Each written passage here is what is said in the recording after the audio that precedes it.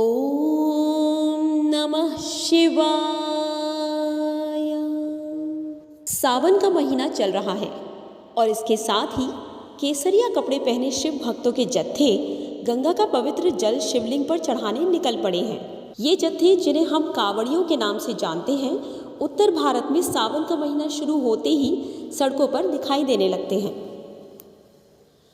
पिछले 2 दशकों से कांवड़ यात्रा की लोकप्रियता और बढ़ी है और अब समाज का उच्च एवं शिक्षित वर्ग भी कांवड़ यात्रा में शामिल होने लगा है। लेकिन क्या आप जानते हैं कांवड़ यात्रा का इतिहास? सबसे पहले कांवड़िए कौन थे? इसे लेकर अलग अलग क्षेत्रों में अलग अलग मान्यता है। आइए जानते हैं विस्तार से। कुछ विद्वानों का मानना है कि सबसे पहले भगवान परशुराम ने उत्तर प्रदेश के बागपत के पास स्थित पुरा महादेव का कांवड़ से गंगा जल लाकर जलाभिषेक किया था। परशुराम इस प्राचीन शिवलिंग का जलाभिषेक करने के लिए गढ़मुक्तेश्वर से गंगा जी का जल लाए थे। आज भी इस परंपरा का पालन करते हुए सावन के महीने में गढ़मुक्तेश्वर से जल लाकर लाखों लोग पुरा महादेव का जलाभिषेक करते हैं। गढ़मुक्तेश्वर का वर्तमान नाम ब्रजघाट है।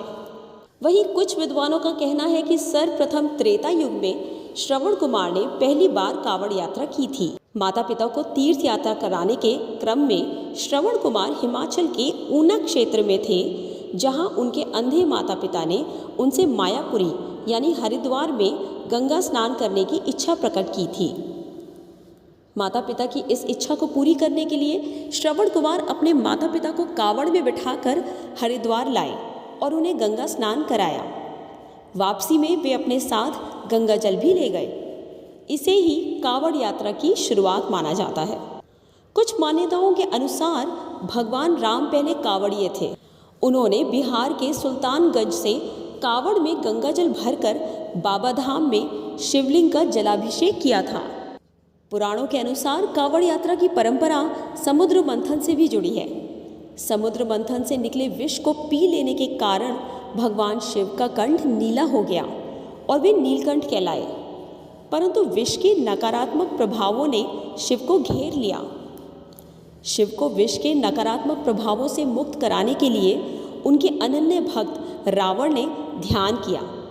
तत्पश्चात कांवड़ में जल भरकर रावण ने पुरा महादेव स्थित शिव मंदिर में शिव जी का जल अभिषेक किया।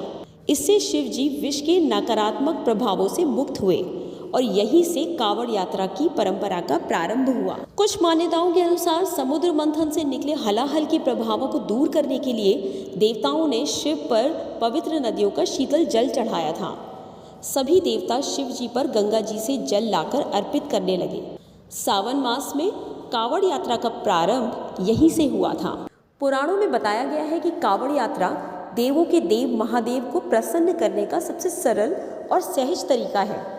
भगवान शिव के भक्त बांस की लकड़ी पर दोनों ओर टिकी हुई टोकरियों के साथ गंगा के तट पर पहुंचते हैं और टोकरियों में गंगा जल भरकर लौट जाते हैं। कांवड़ को अपने कंधों पर रखकर लगातार यात्रा करते हैं और अपने क्षेत्र के शिवालयों में जाकर जलाभिषेक करते हैं। मान्यता है कि ऐसा करने से व्यक्ति को मोक्ष की प्राप्ति होती है और जीवन में कभी कोई कष्ट नहीं होता है। साथ ही घर में धन धान्य की कभी कोई कमी नहीं होती है और अश्वमेघ यज्ञ के समान फल मिलता है। आपको बता दें, कांवड़ में गंगा या किसी पवित्र नदी का ही जल रखा जाता है, किसी कुएं या तालाब का नहीं। कांवड़ को हमेशा स्नान करने के बाद ही स्पर्श करना चाहिए। कांवड़ियों को हमेशा जत्थे के साथ ही रहना चाहिए। आइए जानते हैं कहाँ कहाँ होती है कांवड़ यात्रा। भोलेनाथ को प्रसन्न करने के लिए भक्त गंगा, नर्मदा, क्षिप्रा आदि नदियों से जल भरकर उसे एक लंबी पैदल यात्रा कर शिव मंदिर में स्थित शिवलिंग पर उसे चढ़ाते हैं। उत्तराखंड में कांवड़िया हरिद्वार, गौमुख, गंगोत्री से गंगा जल भरकर इसे अपने अपने इलाके के शिवालयों में स्थित शिवलिंगों पर अर्पित करते हैं। तो वहीं मध्य प्रदेश के इंदौर, देवास, शुजालपुर आदि जगहों से कांवड़ यात्री वहां की नदियों से जल लेकर उज्जैन में महादेव पर उसे चढ़ाते हैं। बिहार में कांवड़ यात्रा सुल्तानगंज से देवघर और पहलेजा घाट से मुजफ्फरपुर तक होती है। बिहार में श्रद्धालु सुल्तानगंज से गंगा जल भरकर करीब 108 किलोमीटर पैदल यात्रा कर झारखंड के देवघर में बाबा वैद्यनाथ को जल चढ़ाते हैं। वहीं सोनपुर के पहलेजा घाट से मुजफ्फरपुर के बाबा गरीबनाथ, दूधनाथ, मुक्तिनाथ, खगेश्वर मंदिर, भैरव स्थान मंदिरों पर भक्त गंगाजल चढ़ाते हैं। इतना ही नहीं, इस दौरान यहाँ डाक बम का भी चलन है। जो कांवड़िए गंगाजल भरने के बाद अगले 24 घंटे के अंदर उसे भोलेनाथ पर चढ़ाने के संकल्प लिए दौड़ते हुए इन शिवालयों में पहुंचकर शिवलिंगों पर यह जल अर्पित करते हैं, उन्हें डाक बम कहते हैं। पूरी यात्रा के दौरान कांवड़ियों को यह सुनिश्चित करना होता है कि मिट्टी के बर्तन ज़मीन को न छुएं। जल ले जाते समय भक्त नंगे पैर चलते हैं और कुछ भक्त तो ज़मीन पर लेट कर तीर्थ यात्रा पूरी करते हैं। यात्रा के दौरान वे भगवा वस्त्र पहनते हैं। तीर्थ यात्रा के दौरान कई लोग उपवास रखते हैं। कहते हैं कि इस यात्रा को करने वाले मनुष्य के सभी पाप धुल जाते हैं और उनकी मनोकामनाएं पूरी होती हैं।